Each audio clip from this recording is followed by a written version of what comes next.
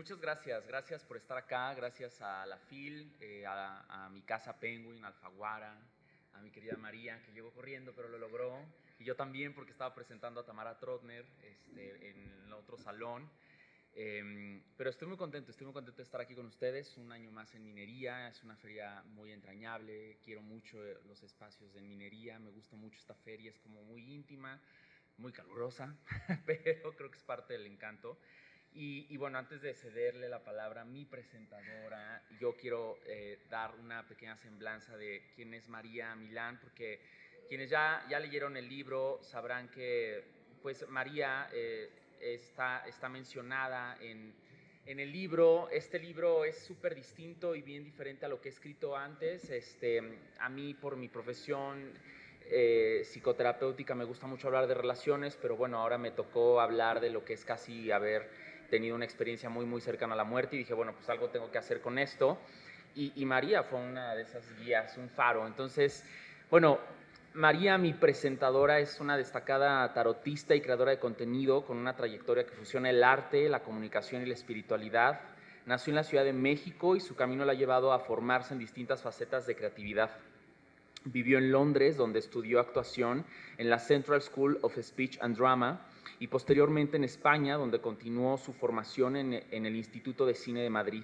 Su experiencia en el ámbito artístico y comunicacional la llevó a desempeñarse como creativa en relaciones públicas y como productora de marketing experiencial en CDMX. Pero fue el tarot y la espiritualidad donde encontró su verdadera vocación. A través de su proyecto en YouTube e Instagram de nombre Pindorica, ha logrado conectar, que antes era Punto Intuitivo, nació como Punto Intuitivo, y ha creado una comunidad en crecimiento, ofreciendo lecturas, enseñanzas, autoconocimiento sobre el tarot, la espiritualidad, con un enfoque auténtico y cercano. Y hoy María combina su capacidad narrativa y su sensibilidad intuitiva para guiar a otros en el arte del tarot, consolidándose como una voz relevante en este campo. Y me da mucho gusto, María, que me estés acompañando. A mí más, muchas gracias. Gracias, Alex. Más gusto me da a mí estar aquí contigo. Gracias por convocarme para venir a comentar sobre este bellísimo relato que hace sobre esta experiencia tan única y llena de dimensiones como la que tuviste y seguramente sigues teniendo como producto de ese tiempo volando. Así es. Soñando. Y pues gracias a ustedes también por escucharnos en este rato, por asistir a eventos como este, por leer. No sé, quiero empezar por hablar de lo que nos conecta a Alex y a mí, porque, bueno, somos amigos. Habían varias cosas que ya eran atractivas para mí, para ser su amiga, para conectar con él, para tener conversaciones y hacer cosas que hacen los amigos, porque a los dos disfrutamos mucho de la astrología, disfrutamos mucho de hablar de temas de la psique, de los perfiles humanos. Los dos también somos originarios del mágico lugar Ciudad Satélite, y eso también fue un punto de conexión. La hermana república del Estado de México. La hermana república del Estado de México. Y varias cosas en común. Poco podíamos saber o calcular que una de las cosas que íbamos a tener, tal vez la más importante en común, y era algo que teníamos muy inconsciente, que era la posibilidad de habernos acercado de alguna manera a la fuente a través de diferentes experiencias, pero experiencias que te llevan más allá de este plano para poder experimentar un poquito más de cerca de lo que se trata la fuente o Dios o el universo o como queramos llamarle. Y fue hace unos años que ya éramos amigos, ya me pedía Alex consultas de pronto de tarot de una manera muy normal, me pedía una consulta, se la daba, nos tomábamos cafés, nos íbamos a desayunar, pero un día me llega un mensaje de Alex muy fuera de lo común, en el que me decía, no tengo mucho tiempo para explicar, es una cosa muy complicada, pero por favor ayuda, porque tengo que tomar una decisión importante de salud, sácame unas cartas y dime qué puedo hacer. Como tarotista, las preguntas de salud son las más, es la responsabilidad tal vez más grande, porque está esta contradicción a veces, si quieres, de poder abrirte al mundo espiritual, y a veces se contradice o se desencuentra con con la ciencia. Entonces es un tema muy delicado y sin darle consulta y sin tiempo para que me explicara de qué estábamos hablando, pues yo le saqué las cartas desde el corazón y con la mejor intención de ayudar a Alejandro, no con lo que yo sepa, sino con lo que yo pudiera encontrar en las cartas. Y las cartas que aparecieron fueron el colgado, Sí, aquí el está, caballero está. de oros y el mago. El primero que apareció fue el mago. Y el mago en el tarot significa muchas cosas, pero dado que él me estaba haciendo una pregunta médica, el mago es un doctor, el mago es alquímico, habla de la alquimia, habla de la alquimia que hace que el cuerpo humano pueda ser capaz de diferentes cosas, de sanarse a sí mismo, es el sanador, es el químico, el médico. Entonces, entendí por las otras cartas que iba a ser una recuperación tardada, que iba a ser una cosa que iba a tomar tiempo. No me había dicho nada, nada más me dijo, dime qué hacer. Y por el colgado entendí también que iba a haber un proceso psíquico o de iluminación, le dirían algunos, o simplemente procesos muy complejos mentales que de alguna manera se puede decir iluminan a una persona. Pero al ver al mago, lo primero que me salió decirle, y de lo que te agarraste muy fuerte, consciente, y después en el viaje inconsciente fue confía en la ciencia, le dije. Confía, es momento de confiar en la ciencia. Muchas veces has apostado por otras cosas más abstractas que esa, pero hoy confía en la ciencia. Y afortunadamente era lo que necesitabas escuchar, creo yo, en ese momento, ¿no, Alex? ¿Te parece si empezamos por ahí? Porque parte de lo que yo quería preguntar para empezar esta conversación es ¿de dónde te agarraste? ¿De dónde te agarraste o qué fue lo que procesaste? Afortunadamente nos puedes contar también ya desde un punto de vista terapéutico, porque ya de eso ya tenías años antes de hacer este sueño. ¿De dónde te agarraste para tomar una decisión que seguramente te conflictuó mucho? Por ahí me gustaría a mí empezar, por el confía en la ciencia y cómo le hiciste para alinearte con ella. Pues bueno, la verdad es que yo creo que todo el proceso de escribir este libro fue súper confrontativo. Y creo que es el primer libro en donde el spoiler soy yo, ¿no? Sobreviví, aquí estoy, o sea, es el final de la historia, ¿no? Pero el punto era no solamente contar que pues ya este güey sobrevivió y punto, sino todo lo que pasó antes. Y yo creo que esa parte que dijiste, yo me acuerdo muy bien. Quienes me siguen en mis redes desde hace mucho tiempo y quienes estuvieron como muy pendientes de mis redes en ese momento, en esa época de mi vida, en el 2022, por ahí de septiembre, octubre, se acordarán que yo ya usaba oxígeno, porque yo creía que tenía como algún tipo de bronquitis, asma, etcétera. Y resulta que, bueno, empeoro. Un médico particular va a mi casa, me dice, oye, necesitas ya irte al hospital porque pues, si tú te quedas aquí en tu casa no la vas a contar, ¿no? Y nos íbamos a ver. Me acuerdo que nos íbamos a ver porque tú me dijiste, oye, pues igual y la siguiente semana ya te sientes mejor. Y le dije, sí, nos vemos la siguiente semana. Esa semana que yo me fui al hospital, ese 3 de octubre del 2022, en esa semana nos íbamos a ver el sábado o el viernes. Y entonces yo te mando un mensaje para avisarte que no te voy a poder ver porque parece ser que me voy a ir al hospital. Y fue cuando tú, así, sin decirme aguaba, sacaste las cartas y me mandaste las cartas. Que de hecho es, No puede ser. sí, el mago, la emperatriz, el 4 de bastos y el caballero de pentáculos. Correcto. Y se asomó el colgado. Se asomó el colgado. Y me dijiste, es que se asomó el colgado porque justamente, bueno, te vas a sentir como imposibilitado. Ahorita necesitas que otros se encarguen de ti. Nada vas a poder hacer, pero confía en la ciencia, ¿no? Ese confía en la ciencia en ese momento no me resonó tanto. Pero cuando a mí en el hospital me dicen, oye, pues mano, ya llevas como una semana aquí, te estamos dando antibióticos superpoderosos y te estamos metiendo cantidades industriales de medicamento y no mejoras, necesitamos intubarte. Ahí en ese momento fue cuando yo me acordé del confía en la ciencia. Porque además no había oportunidad de avisarle a mis familiares, a mi pareja, a nadie de que dieran permiso para intubarme. Era una decisión que yo tenía que tomar porque además yo estaba consciente. Y si pedían permiso o los consultaban a mi familia, pues era como perder tiempo, ¿no? Valioso. Entonces yo en ese momento, cuando me dan la hoja, la responsiva para firmar de que doy el consentimiento de que me intuben, o sea, yo mismo firmé mi propia intubación, ahí fue cuando me acordé de el confía en la ciencia. Y cuando tú estás en el filo de la navaja, la verdad es que ya no tienes mucho que perder.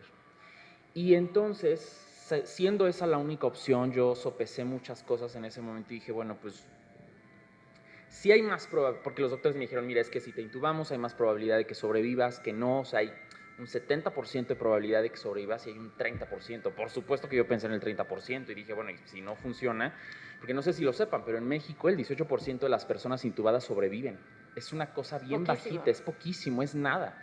Por eso cuando en una situación médica de complicación grave, los médicos proponen la intubación, claro que todo el mundo piensa en muerte, porque es lo último que se puede hacer para sobrevivir, para rescatar una vida, porque además el proceso de intubación es sumamente invasivo y es muy violento para el cuerpo. Entonces, yo en ese momento, pensando en el 70-30, dije, bueno, no arriesga el que no gana, y la verdad es que yo siempre he sido una persona que arriesga un poco para ganar, voy mucho con esa filosofía, y dije, si yo me niego a la intubación, me voy a quedar con las ganas de saber si ese 70% hubiera funcionado, ¿no? Claro. Y si me intubo y el 70 no funciona y el 30 actúa, bueno, pues al menos se intentó, ¿no? Y creo que no hay peor intento que el que no se hace. Entonces yo en ese momento me acordé del confía en la ciencia. Cuando yo me acuerdo de esas palabras que María me dijo, eso me hizo firmar. Ahí en ese momento, te lo conté después, ¿no? Yo me acordé así, pero escuché tu voz así en mi cabeza, así, porque además era, creo que de madrugada y me habían despertado. Bueno, y además yo dormía muy mal.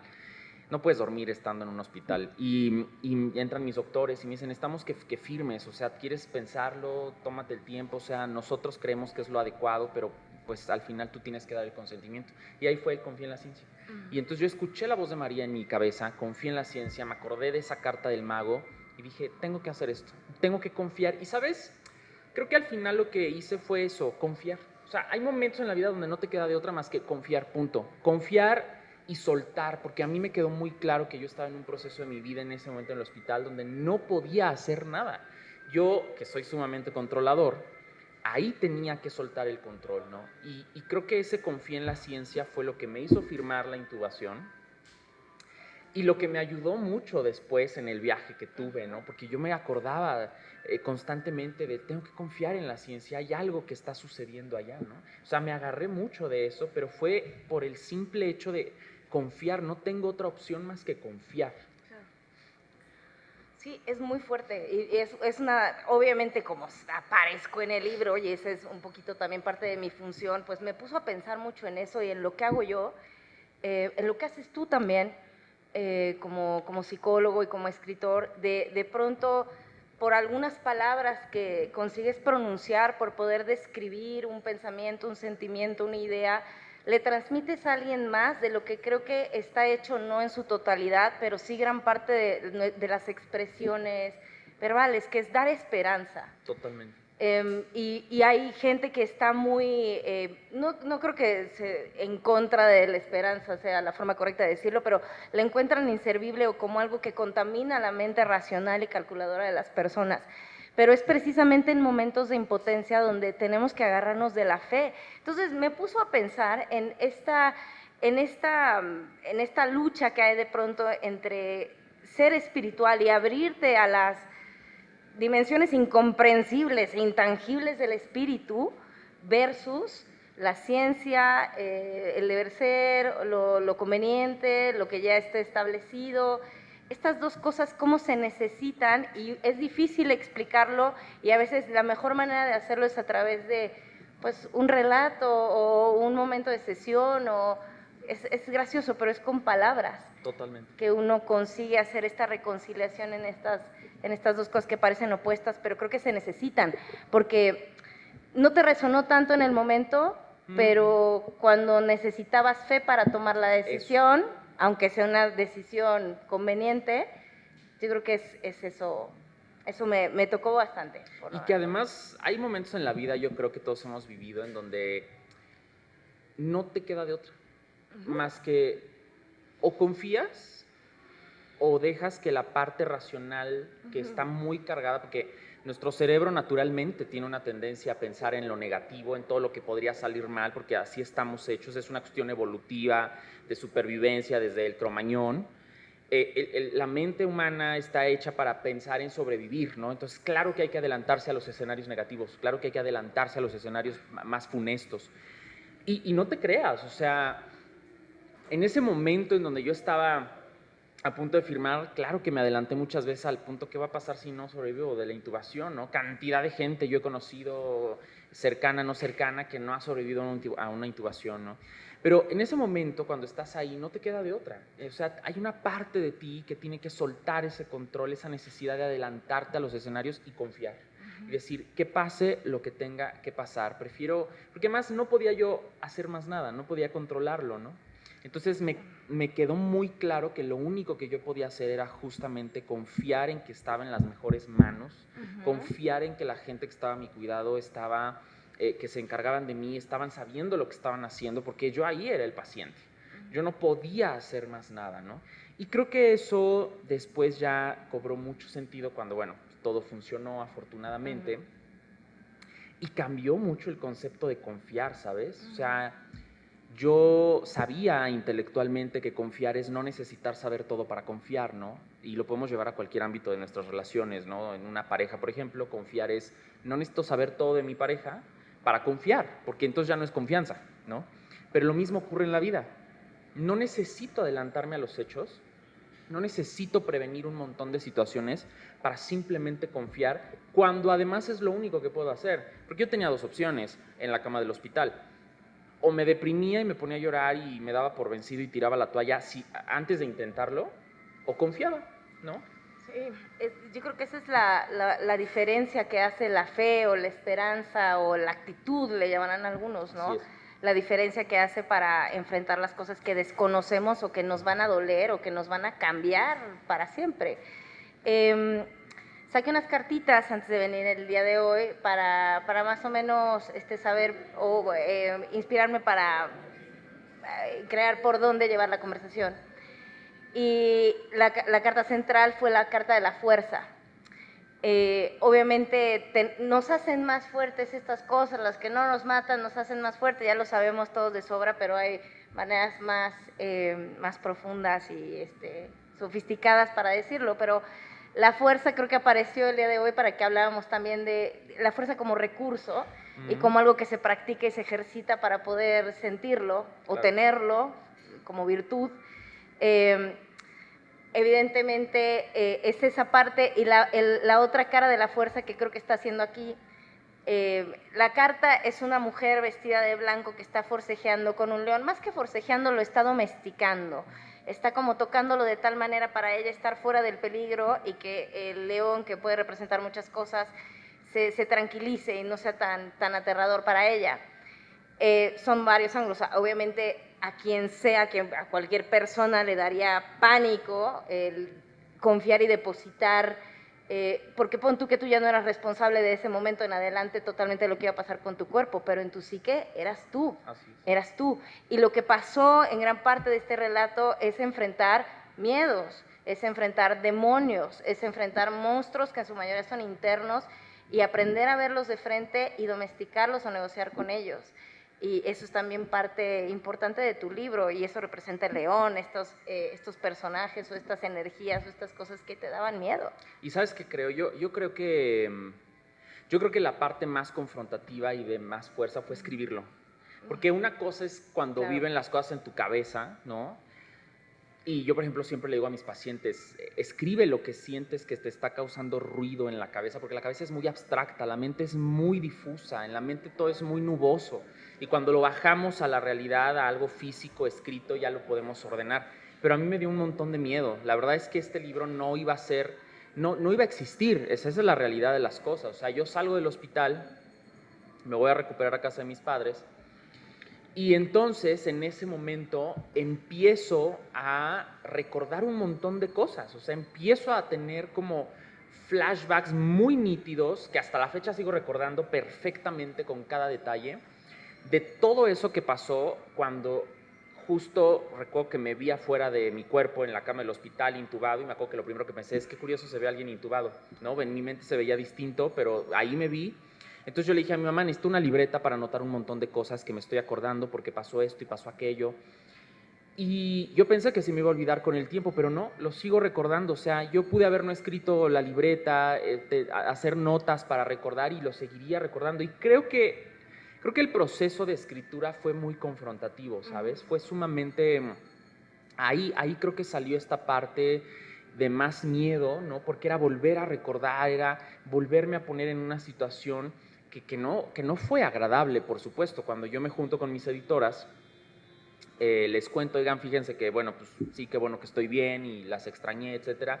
Fíjense que pasó esto, estoy escribiendo una libreta porque yo me acuerdo de esto y esto y esto, y fui a tal lugar y pasó esto y se me presentó tal ser y me dijo esto. Y ellas me dijeron, mira, no queremos presionarte para que hagas algo, pero creemos que es una historia que tienes que contar, ¿no? Porque esto creo que es importante, o sea, es un testimonio fidedigno de primera mano de alguien que tuvo esta experiencia. Y mira, yo en mi consultorio he conocido cantidad de personas que han tenido experiencias similares y yo estoy seguro que todos conocemos a alguien que ha vivido algo así, ¿no? Una cosita parecida, ¿no? Pero no lo vamos contando, o sea, no, ¿a quién se lo vamos contando? Esta es una cosa muy íntima. Pero yo creo que conforme lo fui escribiendo, se fue menguando esa parte de confrontación, de temor, de duda. Creo que eso fue incluso hasta terapéutico. Y hubo un momento en el que incluso escribí el libro no pensando en que se fuera a publicar o que se fuera a leer por otras personas, sino para que yo pudiera acomodar en mi fuero interno esa experiencia, ¿no? Porque yo necesitaba empezar a ordenar y entender qué había pasado, ¿no? ¿Te acuerdas que te lo conté? Fuimos a desayunar, Sí, creo que al péndulo, y me dijiste, bueno, sí, pasan como 3 a 5 años antes de que puedas empezar a ya que te caigan los 20, pero escribirlo te ayuda a que puedas ordenarlo. Y yo por eso creo que ahí me confronté más que inclusive en esos sitios a los que yo fui. Claro, es difícil contarlo por muchas razones, porque una parte de ti también lo está reconstruyendo, le está dando sentido posteriormente y seguramente también matizando algunas cosas. Así es. Y también porque es difícil, igual es más fácil de pronto describir una imagen que recuerdes, claro, que lo que realmente crees que significó o qué estaba haciendo ahí o producto de qué fue. Porque te fuiste a un mundo simbólico, te fuiste a un mundo de representaciones y es difícil explicarlo por eso. Te dije eso, que tardaba de 3 a 5 años en acomodarse, pensé varias cosas ahorita que me lo dijiste porque pues depende también, yo creo, de la madurez y de las herramientas que tengas para darle sentido a las cosas. Tú eres rápido como los más sagitarios de los sagitarios. Yo ya tenía mucha admiración por ti, Alex, pero la resiliencia, la gracia y la templanza que a mí que yo te veo antes y después del evento, me parece muy admirable. Creo que eres un chico muy equipado de vidas pasadas. Y bueno, sin poder evitar proyectar cosas de las que yo sé o de las que hablo en tu libro, yo creo que es un llamado también, y bueno, también es parte de lo que resuelves, ¿no? Pero esto es un llamado. Otra de las cartitas que salió antes de venir aquí fue las de copas. Es una mano que sale del cielo con una copa que se desborda con una paloma blanca. O sea, es una ayuda del cielo, y si no es una ayuda es un llamado, pero no siempre es un llamado fácil. La copa está desbordada de agua, como hablando de que emocionalmente va a ser desbordante, espiritualmente va a ser incontenible y emocionalmente va a ser, vas a sudar, vas a llorar, muchas cosas. Entonces creo yo, bueno, está claro, bueno, está claro según mis creencias, ¿verdad? Tampoco está aquí uno para obligarlo a los otros, pero que esto es un llamado espiritual y no me extraña demasiado porque las personas que tienen muy fuerte Sagitario o que lo llevan muy bien o que es muy dominante en su carta, son personas dispuestas a ir muy lejos por el conocimiento, curiosidad todo el tiempo, en todo el transcurso del relato. Por muy difícil que es esta situación, por mucha conciencia que de pronto tenías en este lugar fuera del plano, pero había curiosidad, habían ganas de saber por qué, quién es, qué es esto, por qué estoy en este lugar, pero no tiene textura de sueño ni de realidad. Y a mí eso también me parece que hace de esto no solo un testimonio, sino un pedazo no nada más es un testimonio de una experiencia, sino que es un pedazo de testimonio de lo que es acercarse un poquito a Dios. ¿Lo entiendes tú también así? ¿Te atreverías a describirlo así tú también? Fíjate que creo que yo creo que más que entenderlo como este acercamiento a Dios, creo que más bien ahora lo proceso como, yo creo que fue un acercamiento a esa parte más vulnerable del espíritu, ¿sabes? Que sí puede ser una conciencia divina superior, Pero creo que más bien era justo el contactar con esa parte más vulnerable de mi propio espíritu, ¿sabes? Por eso yo creo que tenía tanta curiosidad, porque además, digo, es que ya pronunciarlo y hablarlo en voz alta se escucha como una locura, la verdad. No, pero les prometo que no comí hongos antes de venir ni nada. Cuando yo estaba en ese lugar, a mí me dieron muchas opciones, ¿no? Y nadie me decía qué hacer, me daban mucha libertad. O sea, quienes ya leyeron la historia pues sabrán que, pues sí, a mí se me decía, tienes que continuar, puedes decidir qué hacer, te quieres quedar aquí, adelante, pero decide, te quieres regresar, adelante, pero decídelo y toma las consecuencias de esa decisión. Entonces, creo que eso funciona mucho porque incluso aquí en este plano de realidad yo funciono así, ¿no? Cuando a mí me dan a elegir y me dejan todo a mí en mis manos, pues sí, lo que hago es, pues entonces yo asumo, tomo el control, las riendas, y creo que justo mi curiosidad es parte de ir teniendo como este control. Yo creo que mi curiosidad me ha ayudado en la vida a tener el control, a saber cómo dominar ciertas situaciones, porque esa curiosidad me ayuda a encontrar las formas, los modos, las posibilidades, ¿no? Y creo que es mucho de lo que hice estando allá, ¿eh? O sea, esta curiosidad me ayudó mucho a saber para dónde. Es de los mejores sustitutos directos del miedo. Del miedo. ¿No? Abrirte a las posibilidades como... sí. Pienso también, leyendo este libro, pensaba también, no, sé que no era tu intención y además ya nos lo dijiste claramente, que no sabías ni siquiera si se iba a compartir, que fue una manera de sanarlo. De sanar y de poner en palabras, de darle sentido, ¿no? Sé que no era tu intención, pero resulta que es un pedazo útil, o sea, también para, como tú bien decías, todos o conocemos a alguien que o pasó por algo así o tiene a un ser querido que está entubado o está en una situación en la que no puede comunicarse, pero su existencia continúa. Entonces, sigue siendo un pedazo de ayuda. ¿Crees, por lo menos, te digo, inevitablemente me proyecto mucho en tu libro, no es como que estoy leyendo cosas que, no sé, ¿cómo decirlo? Siento que tocaste tierras que he pisado yo también. Entonces, sí. Lo que me nace decir es, de pronto cuando uno tiene este tipo de experiencias, no digo que sea necesariamente tu caso, pero podría ser, es parte de la pregunta, siente una especie de licencia para ayudar a otros, no porque no es tan una cosa heroica, un deseo heroico, sino una licencia de haber vivido algo para contarlo y entregarlo a otros como, te digo, como un propósito, como un llamado. ¿Lo sientes así? ¿Después de esta experiencia sentiste que era algo que se te dio para compartir con otros o no tanto así? Creo que ahora ya, al inicio no. Yo siempre he pensado que la labor de las personas que escribimos al final sí tiene un poquito ese llamado, porque sin querer sí decimos lo que alguien allá afuera necesita leer, ¿no? Necesita escuchar palabras que justo necesitamos que lleguen en el momento adecuado. Yo, en mi experiencia como escritor, he tenido lectores, lectoras que me han dicho, es que tu libro, por ejemplo, mi primer libro, ¿no?, que publiqué hace ya casi 8 años, apenas llegó a sus vidas, lo leyeron y me dijeron, es que no sabía que este libro ya tenía tanto tiempo, pero apenas lo leí y me sirvió en este momento de mi vida, ¿no?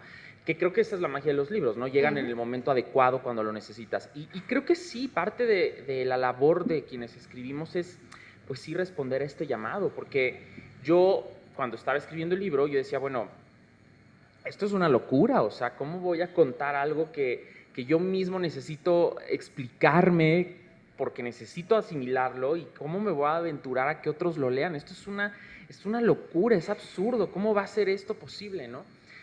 Y conforme fui escribiéndolo, me di cuenta que no solamente era un libro para contar mi experiencia, pues sí, espiritual, fuera de mi cuerpo, sino que también era un libro que habla sobre la parte de la importancia de sanar los linajes familiares, ¿no? Por eso el libro yo lo dedico a mi padre y se lo dedico a mi abuelo, porque yo vi a mi abuelo en ese estado, en ese lugar en donde yo estaba. Vi a mi bisabuelo. Entonces, conforme fui escribiendo la historia y conforme fui guiándome por todas las vivencias que yo tuve y que recordé, dije, bueno, este libro no solo es para contar la experiencia de un güey que sobrevivió a una experiencia cercana a la muerte y que viajó a otro plano astral, sino también creo que es un libro para hablar de la importancia de sanar los linajes familiares, la importancia de sanar estas líneas de vida familiar que todos tenemos y que a veces olvidamos, ¿no? Y que a veces están ahí atoradas, ¿no? A mí me quedó muy claro que, pues sí, casi, y de hecho es algo que también acabo de decir en la presentación a la que estuve hace rato, casi hice una pequeña constelación familiar en este Claro. libro, ¿no? Entre mi abuelo, mi papá, yo y mi bisabuelo, ¿no? O sea, eh, que vamos, son 4 pilares masculinos importantes en mi historia familiar, ¿no?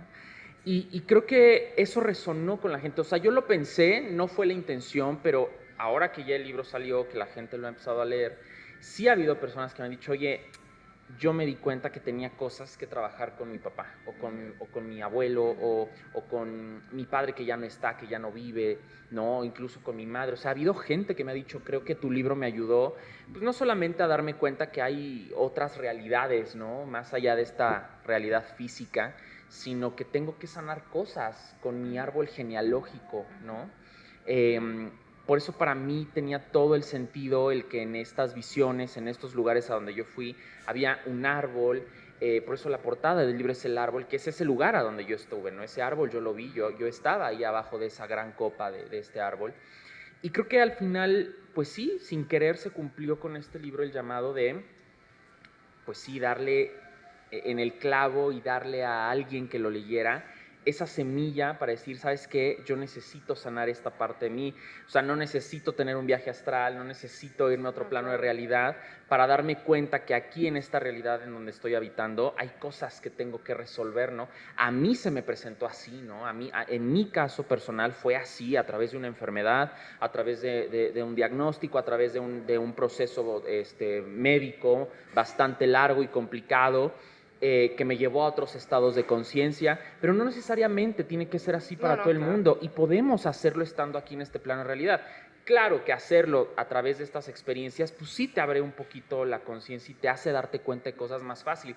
Yo estoy seguro que no me habría dado cuenta de un montón de cosas de mi historia familiar, pues si no hubiera tenido esta experiencia. Creo que esta experiencia me ayudó a acelerar ese proceso. Tal vez me hubiera tardado 20 años, ¿no? O 30 en darme cuenta, ¿no? Y dentro de 30 años hubiera empezado a hacer algo, ¿no? Pero bueno, me pasó esto fue parte de mi experiencia de vida y me ayudó a darme cuenta de esto, y sin querer, pues bueno, esto que traduje en letras, que no fue fácil, o sea, no crean o sea, no fue sencillo traducir todas esas experiencias en lo que ustedes leen en el libro. O sea, pasé horas, semanas enteras, meses enteros frente a la computadora borrando capítulos enteros porque decía, no, esto no se entiende, esto lo entiendo yo, porque yo lo viví, pero ¿cómo lo traduzco, no?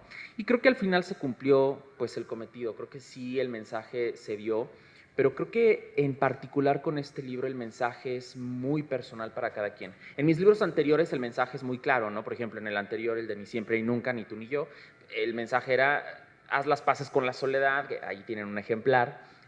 Haz las paces con la soledad, con la soltería, no necesitas una pareja para ser feliz, enamórate de ti. Ese es muy claro el mensaje, ¿no? En el libro de Antes de dejarte ir, que es el segundo que publiqué, el mensaje era, cierra ciclos, aprende a soltar, que no te dé miedo a la muerte. Pero yo creo que en este libro, en especial, el mensaje es muy diferente para cada quien. No, por la naturaleza de la experiencia, ¿sabes? No puedo decir que el mensaje es tal. Puedo decir que sí, bueno, uno de los pilares es eso, ¿no? Por ejemplo, el linaje familiar. Pero allá afuera ustedes le pueden dar la interpretación como quieran, y creo que esa es la particularidad y lo que me gusta de este libro, que el mensaje para cada uno de ustedes es muy particular, va a ser solo para ustedes, no es un mensaje general, es un mensaje casi personalizado de acuerdo a lo que cada uno de ustedes ha vivido. Totalmente. Sí, te digo, sin poder evitar uno proyectarse, para mí, entre otras cosas, le diste voz también a una persona que no volvió de ese estado, una persona muy importante en mi vida. I know. Y vos de alguna manera como en entender lo que podría llegar a ser una existencia que se sale o ya no la contiene el cuerpo. Y esa es la otra preguntita que tengo, que creo que también la tomo de la carta de la fuerza. Hay algo también en el libro de eso, pero hoy, ahora ya que ha pasado un poquito más de tiempo, cambió seguramente no solo tu relación con tu psique, con tu linaje, con la vida, porque también ese tipo de experiencias pues te hacen hasta sensorialmente a veces diferente, ¿no? Pero con tu cuerpo, porque además tú eres súper fit, tú eres súper healthy, te disciplinas, y así son los llamados de Dios, así de cañeros, te dicen, ¿y sin eso? ¿Qué Y eres, sin no? ese Claro. control, ¿qué te queda? Así es, ¿Por sí, qué vas sí. a ejercitar? ¿Qué pesas vas a levantar ahora? ¿De qué tipo de ejercicio Sí, vas a hacer? totalmente. ¿Ha cambiado también tu relación con tu propio cuerpo a través de esta experiencia? Sí, Obvio, por ¿no? supuesto, claro. Yo creo que después de vivir estas experiencias, creo que como en el imaginario colectivo lo que pensamos siempre es que estas experiencias como que sí nos cambian 180 grados, ¿no? Hay gente a la que sí, o sea, yo he conocido gente que sí es otra después de estas experiencias, pero absolutamente, o sea, es como de, ¿quién eres tú y qué hiciste con Carmen, no? O sea, porque esta Carmen que está aquí no es la que conozco. Hay gente que, pues sí, se vuelve como súper más espiritual y todo. Yo les voy a mentir si les digo que a raíz de esta experiencia me volví un Hare Krishna y ahora voy por la vida evangelizando a todo el mundo. La verdad es que no, voy a ser honesto, no me pasó así. O sea, creo que quienes me leen, me siguen desde hace tiempo, pues saben que soy igual, ¿no? Pero sí creo que cambiaron algunas cosas. Y yo antes tenía una carrera contra el tiempo obscena, enferma, ¿no? O sea, yo necesitaba ir, hacer, correr, ya lograr convertirme porque sentía que la vida era como un juego de Atari que yo tenía que ganar porque me estaba comiendo el tiempo. Yo era sumamente impaciente, desesperado. Mucho de mi necesidad de controlar viene de esa impaciencia, de esa desesperación, del quítate, yo lo hago. Y creo que a raíz de esta experiencia sí cambiaron varias cosas. Eso, ahora me doy más el permiso de estar en el momento presente, ¿sabes? Antes yo tenía mucho conflicto con el momento presente. Sí podía estar, pero solo un rato, porque entonces ya mi mente quería irse al futuro. Al pasado casi no, porque nunca he tenido esa tendencia, pero sí en el futuro, absolutamente. Y por muchas razones, digo, por mi ansiedad, por el TDA, por lo que tú quieras, porque soy Sagitario, ascendente Virgo, ¿no? Control, ¿no? Pero ya después de esta experiencia sí he notado que sin querer, o sea, esta es una cosa como que no me he forzado a hacerla, estoy más en el presente, estoy aquí ahorita con ustedes disfrutando este momento porque es lo único que cuenta. No estoy pensando en lo que voy a hacer al rato, no estoy pensando en lo que va a pasar mañana, estoy pensando en este momento ahorita, en lo que yo les estoy hablando, en el mensaje que quiero que ustedes reciban. Y eso a mí me ha calmado muchísimo porque me di cuenta que nada urge.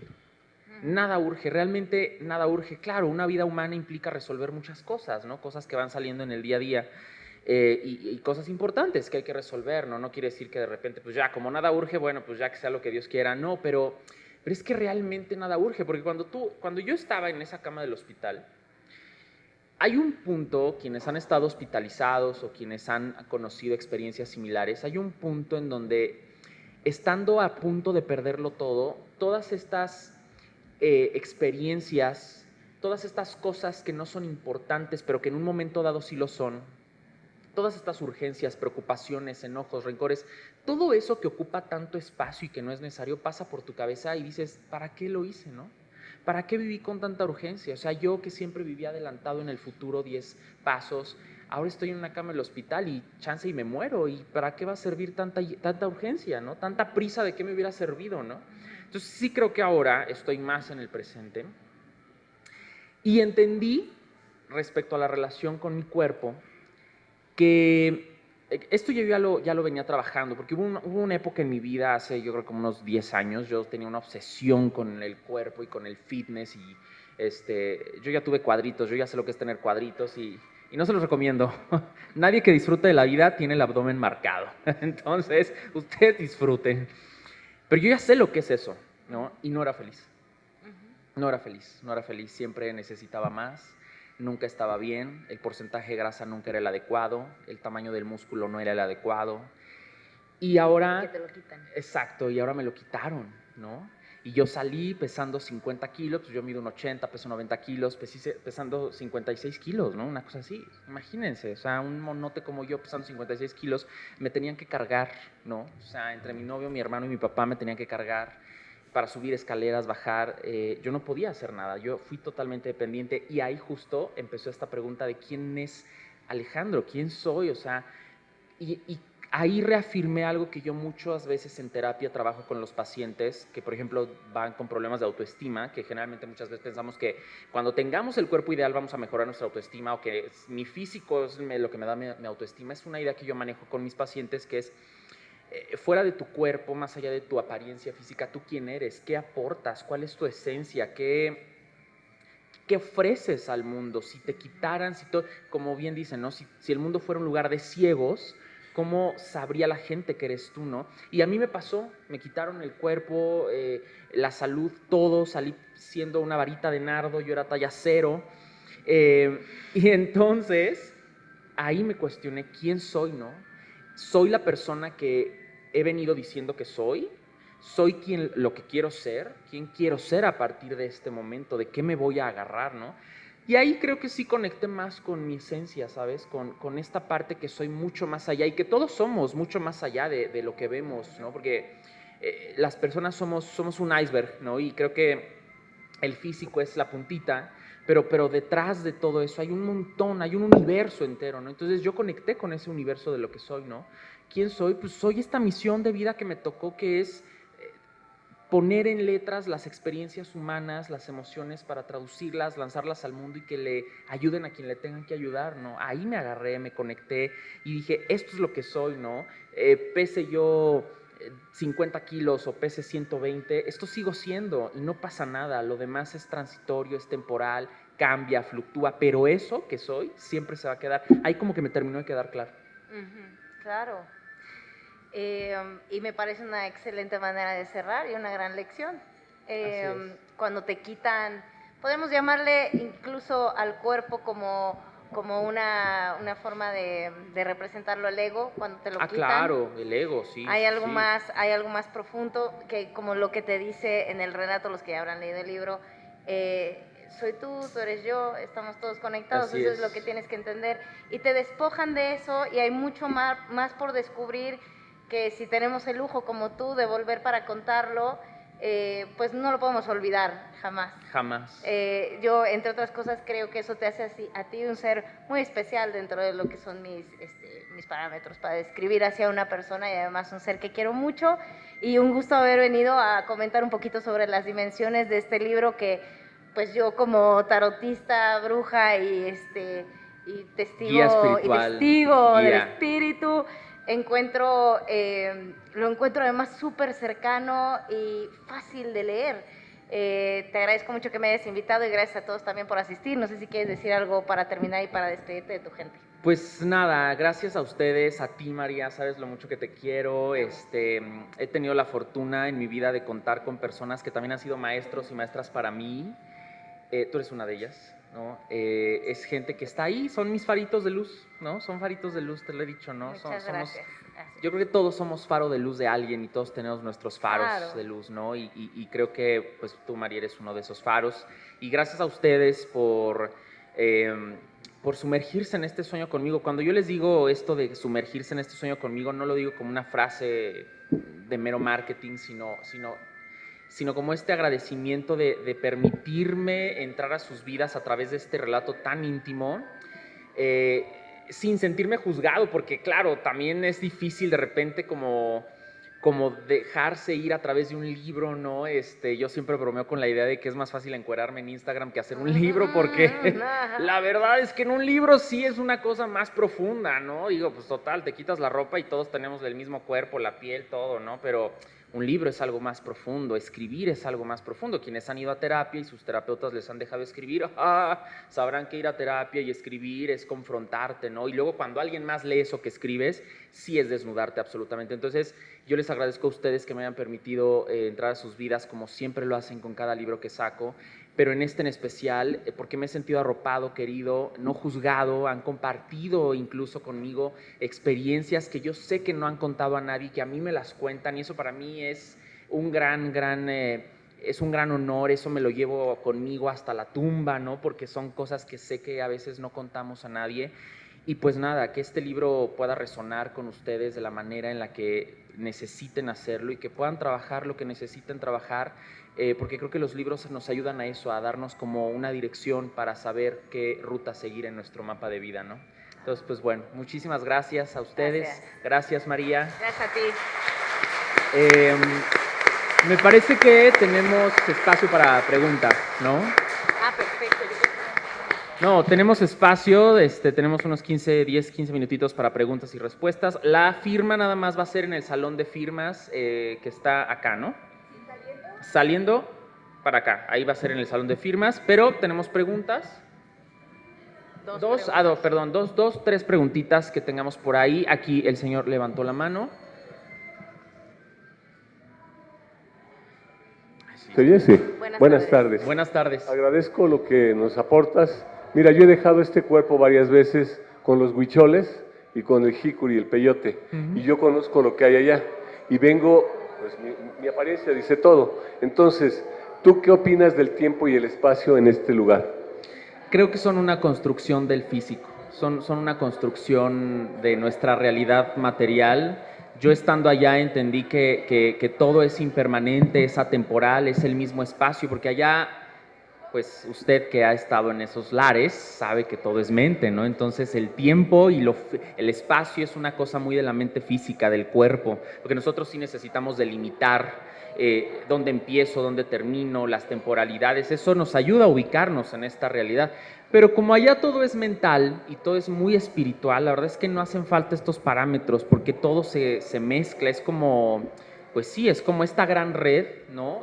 Neuronal de la que hablan muchos estudiosos del tema, ¿no? Del universo, donde todo está conectado y nosotros somos parte de esa temporalidad, de esa falta de cosa física, ¿no? Somos parte de esa impermanencia, ¿no? Entonces a mí me quedó muy claro que el tiempo, esta división de tiempo-espacio solo funciona para nuestra realidad física. ¿No crees que venimos nada más a aprender a amar?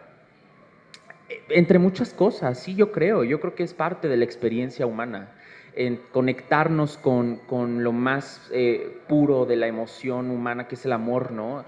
Que es una frecuencia que de hecho ya hay un estudio que dice que el universo suena a cierta frecuencia, que es la frecuencia del amor, la que se activa en nuestro cerebro cuando nos sentimos amados. Entonces sí, yo creo que sí. Gracias.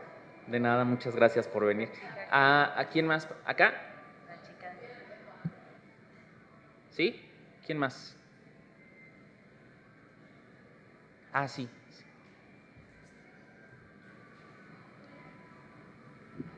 Creo que no funciona. Ah, no, sí, ya. Espero se me escuche, sí, ya. Sí. Básicamente yo tengo una pregunta. Yo soy una persona que siempre está corriendo, que siempre está igual pensando en el siguiente paso, qué quiero hacer de mi vida y qué quiero conseguir y cómo conseguirlo. Y justamente, a pesar de que he tenido yo experiencias que me han sido muy cercanas a la muerte, justamente fueron en un momento donde yo no le encontraba sentido a las cosas. Y ahora lo desarrollé teniendo premura. Pero justamente, ¿cuál crees que fue el sentido que tomó la vida para ti con esa situación? Creo que justo fue lo que mencionaba hace rato, el vivir más con conciencia en el presente. O sea, creo que fue ese es el sentido, ¿no? O sea, yo vivía con tanta premura y con tanto apuro de muchas cosas, muchas de ellas ni siquiera importantes. Y creo que a raíz de la experiencia, el sentido para mí, en mi vida personalmente hablando, fue vivir con conciencia el momento presente, aprender a estar en el presente, aprender a estar en presencia, ¿no? En atención consciente del momento presente, ¿no? Porque creo que es muy fácil como humanos, nuestra mente es muy volátil, irnos, ¿no? Ir y regresar de muchos lugares en el espacio mental. Y creo que aprender a enfocar la atención consciente en este momento que estamos viviendo, porque ahorita es lo único que importa, después vemos qué hacemos, pero ahorita estamos todos aquí y ahorita es este momento y punto. Creo que es lo que a mí me ha ayudado como a replantear muchas cosas de mi vida. Creo que ese es el sentido que yo le he dado ahora, vivir más ahorita, la atención consciente.